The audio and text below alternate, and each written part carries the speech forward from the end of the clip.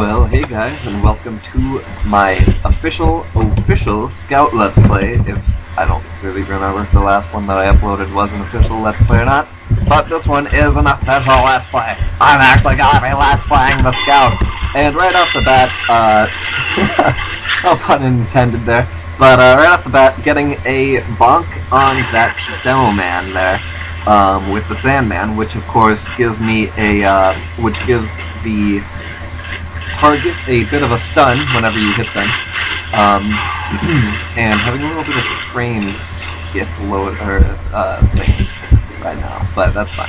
So as you saw there, B just got raped. The control point is everyone's on it. 7 people, like a couple of them are probably scouts. But I mean, still, there's absolutely no chance for us to defend B. There's way too many people. Oh, there we go, getting another little bit of a bonk there on that engineer. But as you can see, I've got the Force of Nature, the Mad Milk, and the Sandman as my loadout here. The Force of Nature, as you can see by me jumping around, provides a little bit of an extra jump if you need it, but the downside to it being, of course, that it's only got 2 shots, and it's got a bit of a double-edged sword secondary use to it, in which it can knock people back, but keep in mind that allows them, especially scouts, more time to just shoot their scattergun, and those sawed-off shotguns do a lot of damage from far away. Trying to get the Sandman on that demo man, he hits me with the Hula Pool Caber, I think, and so I end up hitting him with my milk, which recharges health as I shoot him, or whatever target is covered in milk, I suppose. So there you go, it gives you back 60% of any damage you deal to the target. So say you do 50 damage, you're going to get 30 health back, which is pretty useful. I like to keep it just because of the healing effect. It also allows you to put yourself out on fire, put your teammates out who are on fire. They're, again, getting another kill on somebody, or not another kill, another bonk on somebody, but dying immediately afterwards. So these are things you have to look out when playing with the Sandman, because the Sandman gives you 15 health less than the normal bat. And if you don't have the Milkman set up with the Shortstop and Fish and Milk and Milkman hat, then you're going to have, I guess, 40 health less than that setup. And so, but, I mean, it is a fun bat to play around with. People get pretty mad when you successfully bonk them. I know I do. I'm no exception to this. I get pretty upset when people have killed, or have knocked me up against the wall and beating the crap out of me. So here I am, showing off how bad I am at actually killing people because of how derp my aim is. Not really going after anything in particular. Easily could have played that life better. Checking my stats as I normally do because I am a narcissist, and also I like just seeing my stats when whenever I die, and also in game. I don't care. The 2 things I do the most are press Q repeatedly, just so that my weapon switches a million times, and press tab repeatedly, just for my own amusement. I don't know. So obvious spy is obvious, runs right up to me, can't hit him for the life of me, but he does a pretty stupid thing, which is hide up against that wall, fully heals me with that critical shot there, and so that was pretty nice. And now our team is capping C, run up to stun this heavy, make sure he can't get up there fast enough, and I knocked him up against the wall. And even with all that damage, it took 2 critical bat shots to kill him. And like I was saying with the Force of Nature knockback, it does kind of hinder you because you knock them back after doing a really large amount of damage. Like you saw, I was doing, I think I did 176 damage to that heavy.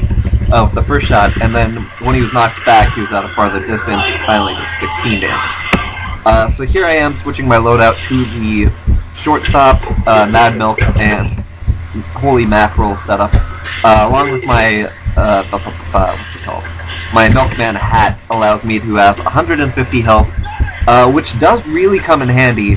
And here, making the horriblest jumps you'll ever see on any scout ever. I cannot make this jump for the life of me. I've done it before. I'll do it after I run around this pillar for whatever stupid reason. But there you go. You can get up in here. You can get up in A also by doing a couple things. If I still had the Force of Nature, I would have been able to make that jump no problem. Absolutely no problem. Because you can use it to triple jump. Also, if I was using the atomizer, I would be able to triple jump. So right off the bat, throwing my Mad Milk at the door, because usually people rush B, and I really, at that point, I kind of wish I hadn't thrown it, because there you saw a spy disguised as me run right out of the spawn area there. And so if I had my milk, I would have been able to make sure he couldn't cloak and be hidden. So here I am getting back inside. I've got a new jar of milk, which randomly, or not randomly, respawns every, I want to say 10 seconds? Not 10 seconds, probably not 10 seconds. I don't know exactly how much time it takes for that to respawn, but it does after a while. And here we go, that spy who is disguised as me, finally coming back, and taking every hit like a champ. I don't know why, but there we go. Killing the spy disguised as myself with the fish, always a fun thing to do. The fish is a humiliation weapon. It does not do any more damage than the bat, but if you get, every time you hit somebody who's not a spy, or a close spy rather, every time you hit somebody, you will have a little thing on the top scoreboard there, telling you how many times you've killed somebody, or hit somebody rather. And there you see NG Honeydew. I looked it up later. That is not Simon from the Yogscast. It is some chick in Florida. I was a little disappointed to find that out, but there you go. I guess I can't always play with cool people. Not saying that she's not cool, it's just, I mean, you're intimidating a YouTube personality. What does that say about your own personality? But enough about philosophy on TF2. Running around again with my Mad Milk. I love the Mad Milk so much. It is a fun weapon to use. I prefer it over the pistol, the winger, any other secondary weapon, just because it is a pretty nice thing to have, especially if there's a lot of pyros on the other team. Though, I mean, you really need to be cautious when you throw it, because if you put yourself out and then the pyro is still within range, he's just going to get you again, and then there's really nothing you can do unless you are able to pick up some health. So I jumped into B, couldn't get any kills in there, try and take on these two people. Doesn't work out in my favor, as you saw, getting a death by that soldier there with the black box, so every hit he was hitting on me returned to him as 15 health. And I don't know if you saw that, but one of our demo men literally fell from the B control point roof onto B and died. And so that was pretty funny, I thought. And so here we go, again trying to get this heavy, pull out my fish, didn't work for me. That Lethal Maverick guy, oh man, he was just a pain in my side. He was using the Natasha for, I believe, the entire time he was playing heavy. He does switch classes here and there. I know for a fact that at one point he's a soldier, at one point he's an engineer, at one point he is a scout. But I mean, he's just a pain in the side. The Natasha for the heavy causes you to slow down whenever you're hit by it, no matter what. So it's a 100% chance to slow down the target. Very good for killing scouts, basically any class really, because it's hard to escape a heavy when you're slowed down. And so I'm trying to spy check that pyro. Turns out he's on my team. And I'm trying to run around finding people to kill. And I should point out that as a scout, you're a very 1v1 class, so don't get into situations where there's like more than 3, I would say. Maybe even more than 2 if you're just starting out. I can barely handle 2, and that's not the best of times, because I am pretty bad. And here, getting another tease, because the Huntsman sniper up on that control point C took my kill. I deserved all of that. He didn't deserve a thing. Although, I guess it could be argued that he did deserve the kill because you have to actually time your shots as the Huntsman Sniper, but whatever. I say I deserve it. So, trying to kill this spy, I don't understand how all these spies have like 905 health, but there you go. Pinned them up against the wall. The revolvers from the spy aren't really that accurate, so it's pretty easy just to, once they're up against the wall, jump or move side to side, and you'll probably be killing them. This here is Lethal Maverick again, as the soldier, and he did a lot of damage to me, but you'll notice I don't really jump around as much as other scouts do, and I guess I can hold that to the fact that my spacebar has been broken, I don't know, about a month now. And so it is a pretty big nuisance. I definitely would be jumping around more often if I had the spacebar, but I mean, the way I've got it set up now is that I've been using, my friend Eric allowed me to, or gave me a script rather, that changed my left alt to function as a spacebar. And so I can jump around with that, but I'm still not completely used to it. And there, that pyro dodged my baseball at the very last second. I was pretty impressed with that, although I don't think it was on purpose. And the scout coming up behind me completely misses me point blank. Don't know how that was possible, but there you go. So there we go. I see another spy running around here, disguised as a scout, and that's my first domination of the match. There's not a match, because I played a couple matches, but of this little thing. And it is so hard to kill a soldier with a black box who is overhealed, because every time they hit anybody, they're gonna get 15 health back, and so it is a little hard. But here we go, jumping around, using the harassment tactic. I end up blasting him away to a point where it would just be silly for me to even attack him. The distance I put between us gave him ample space for him to fire rockets at me from afar. So I decided just to go heal up a couple times, and so there you go. I finally was able to take him down with the help of a sniper. So once again, running around back here trying to find more people on their lonesome to knock up against walls or just shoot in general. And a recurring theme that the medic will not heal me no matter what. I'm gonna be the last person on the team, and the medic, well, I suppose other than the medic, but I'm gonna be the last person on the team, and for the life of them, they would not heal me. And that spy just not doing anything. Didn't bother and cloak, didn't try to shoot me or anything. Here we have two people coming at me, that spy and soldier, so I decided just to get the hell out of there. Not worth my time. Usually there aren't that many kills that are worth going after two people at once. And that medic that was healing me had left the game, so I believe that we don't have any medics at this point. But that's fine, we don't really need that. So here I go, trying to get this soldier.